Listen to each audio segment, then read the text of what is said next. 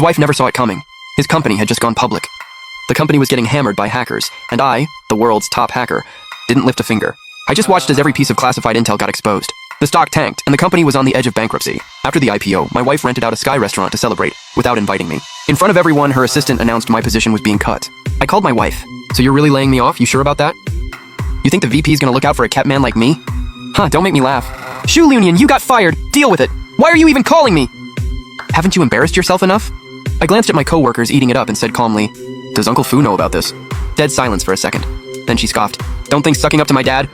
He means you've made it just because he set us up. A loser like you will never amount to anything at Fuji Group. You're dead weight. All you do is game all day. You're exactly the kind of dead weight I'm cutting. Last piece of advice, know your place."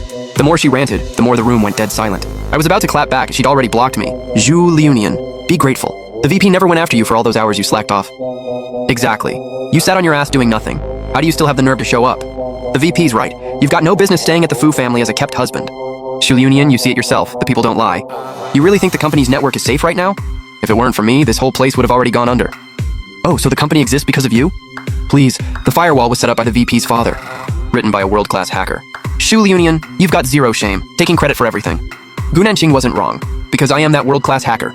I'm the one who built Fuji Group's firewall to world-class level, and yet every single person here thinks I'm worthless.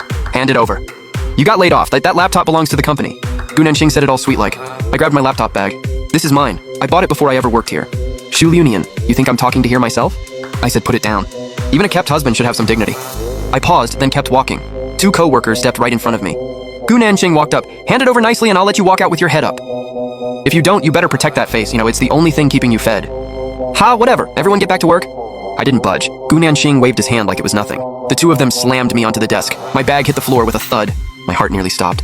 Gu Nanqing pulled out the laptop and looked it up and down. He knocked on the beat-up case and smirked. Okay, it's a piece of junk. But you could probably scrape a few bucks selling it for scrap. I'm warning you, don't touch that. You can't handle what happens if you do. Gu Nanqing laughed. Get on your knees and beg and maybe I'll put it down. That laptop is tied to Fuji Group's entire network security. If it gets damaged, the firewall will collapse. Fast. That's not something a little assistant like you can answer for. But my explanation was a joke to them. Gu Nanqing stepped back and doubled down. You seriously think this thing can compare to the server room? This should have been trashed 4 years ago. I guess outdated junk matters a lot to someone with no clue. You'd have a hard time even selling this for scrap. Oh. Everyone piled on.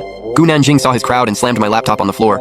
He stomped on it. Parts flew everywhere. I watched, stone cold. Sure, a modified laptop can't outprocess a server room. But per the couple's orders, the server room only handles storage and monitoring. My laptop is the actual defense system. Gu Nanqing had no idea what he'd just done. He kicked the pieces right at my feet. I said icily, Assistant Gu, you're gonna regret this. A loser threatening me? Seriously? That junk isn't even fit for the trash can outside the Fu mansion.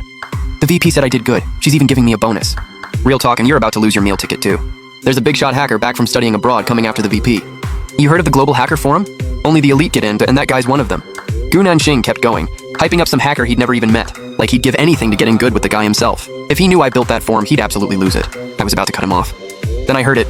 Gu Nanqing dropped the name Du Qian back from studying abroad. I knew that name. He'd pestered me on the forum non-stop, asking me questions. Hard to forget, 5 years in, and he was still hitting me up with entry-level stuff. Like showing up to a college math competition and asking what 2 + 2 is. My coworkers were eating it up.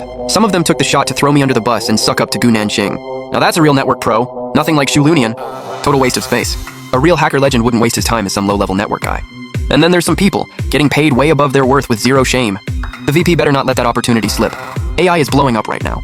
Listening to all the bootlicking, I couldn't help but scoff. Gu Nanqing grabbed me by the hair and slapped me across the face. I'd been coding all night. My head was already spinning. Now everything went dark. The taste of blood filled my mouth. The ringing faded into his voice, dripping with contempt. That slaps for disrespecting Mr. Du. I spat out a mouthful of blood. I clenched my fist. You have any idea, Assistant Gu? Even your precious Du Qian wouldn't pull this on me. I'm the founder of the Global Hacker Forum. Let me go! Or I will make your life online a living hell. Dead silence. The whole room froze. Gu Nanqing's ego took a hit. He rolled up his sleeves and came at me. You don't even flinch when you lie. You're nothing but a fraud. You done? The president's assistant is talking back now? Get him. Teach him a lesson. Don't push us. Just as I was about to black out, I heard a cold, clear woman's voice.